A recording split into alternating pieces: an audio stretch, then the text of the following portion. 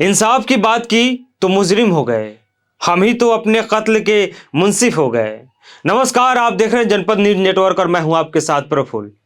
एक और लाइन है कि फैसला अगर पहले से तय हो तो सबूत देने का मतलब क्या रह जाता है। अब इसका मतलब आप खुद निकाल लीजिएगा दोनों लाइनों का कि इसका मतलब क्या होता है। चलिए खैर, आपको खबर पे लेके चलते हैं। आज सुप्रीम कोर्ट में एक अहम सुनवाई था और उस सुनवाई के दौरान एक बड़ा सवाल खड़ा किया गया। मैं सवाल इसलिए बोल रहा हूं क्योंकि ये मीडिया की अपनी एक भाषा होती है। हम इनकार नहीं बोलते हैं, सवाल बोलते हैं कि सुप्रीम कोर्ट ने सुनवाई पर सवाल खड़ा कर दिया, इनकार नहीं किया। अब बाकी आपको जो मतलब निकालना है वो निकाल लीजिए। असम के मुख्यमंत्री हिमंता बिस्वा शर्मा हैं, उनके खिलाफ एक याचिका दायर की गई है हेट स्पीच और सोशल मीडिया पोस्ट को लेकर। उसकी सुनवाई करते वक्त सुप्रीम कोर्ट के मुख्य न्यायाधीश, भारत के मुख्य न्यायाधीश सीधे याचिकाकर्ता से ही सवाल पूछ लेते हैं, आप सीधे सुप्रीम कोर्ट क्यों आ गए, हाई कोर्ट क्यों नहीं जाते हैं। यह सवाल चीफ जस्टिस साहब पूछते हैं और कहते हैं कि अरे भैया, हाई कोर्ट में भी एक के से बढ़ के एक वकील हैं, जज हैं, आप उनके सामने अपनी बात को रखिए। जैसे ही किसी राज्य में चुनाव होता है, सुप्रीम कोर्ट मानो राजनीतिक युद्ध का अखाड़ा बन जाता है।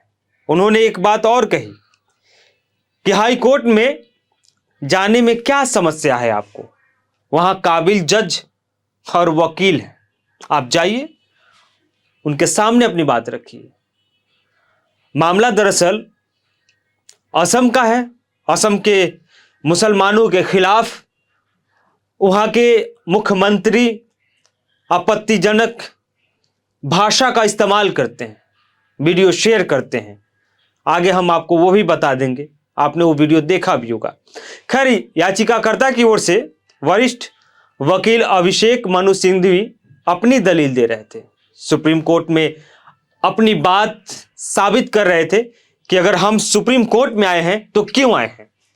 उन्होंने कहा मामला इस अदालत में नहीं सुना जा सकता तो अनुच्छेद 32 की सीमाएं स्पष्ट की जानी चाहिए। उन्होंने कहा कि वे इस मामले में एसआईटी गठित करने की मांग कर रहे हैं और हां, वो जानना चाहते हैं कि एसआईटी असम के बॉस के खिलाफ क्या कर सकती है। सुप्रीम कोर्ट निर्देश दे, बता दे कि जो अनुच्छेद 32 है उसका क्या होगा, डिफाइन कर दीजिए, हम आपके पास नहीं आएंगे। यही तर्क था। आगे उन्होंने यह भी कहा कि हिमंता बिस्वा शर्मा बार बार ऐसा कह रहे हैं और अभिषेक मनु यह भी कहते हैं सुप्रीम कोर्ट के सामने, अनुच्छेद 32 के तहत सुनवाई के लिए यह एक आदर्श मामला है। उन्होंने उदाहरण देते हुए कहा कि बिल्किस बानो, विनोद दुआ और कई मामले हैं जो सुप्रीम कोर्ट में सीधे सुनवाई की गई थी और उस पर फैसला भी आया है, इसीलिए हम सुप्रीम कोर्ट आते हैं।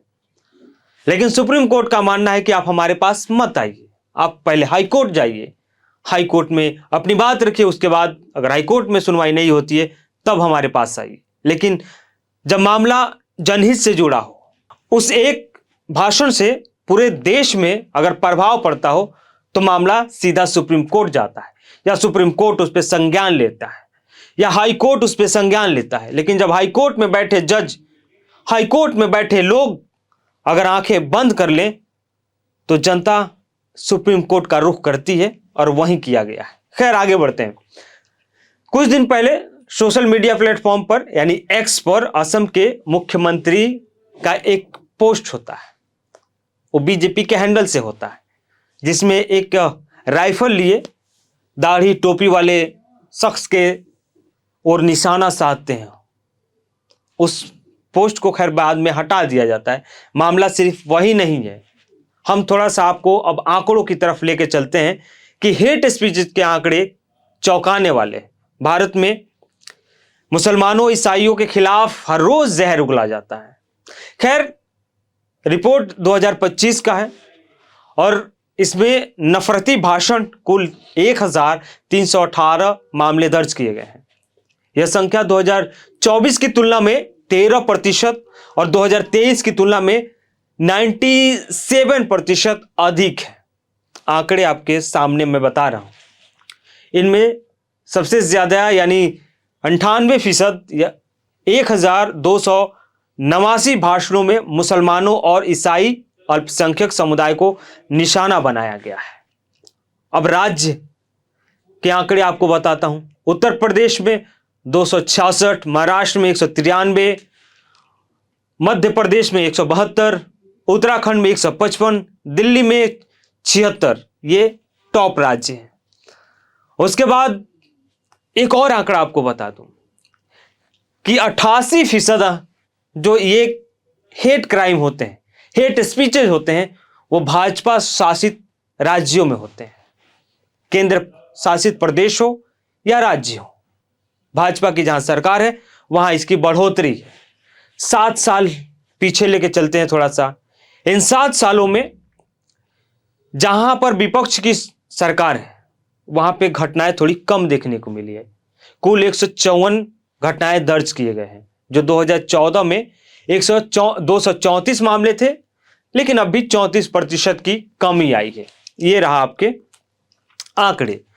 अब थोड़ा मुख्यमंत्रियों की तरफ भी आपको मुखातिब कराते हैं। पुष्कर सिंह धामी 2025 में सबसे ज्यादा सक्रिय नेता माने गए। हेट स्पीच के मामले में एक्टिंग करने में उनका अग्रिम भूमिका है। अक्सर लैंड जिहाद, जनसंख्या को लेकर तमाम तरह की बातें वो करते नजर आए, यानी 712 घटनाएं उनके नाम पर लिखित है।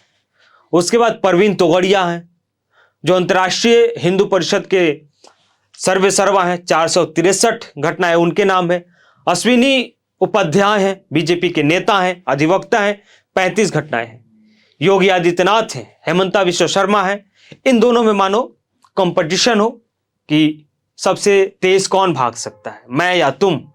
तो दोनों अपने प्रदेश में मुसलमानों के खिलाफ जहर उगलने में कोई कोताही नहीं करते हैं।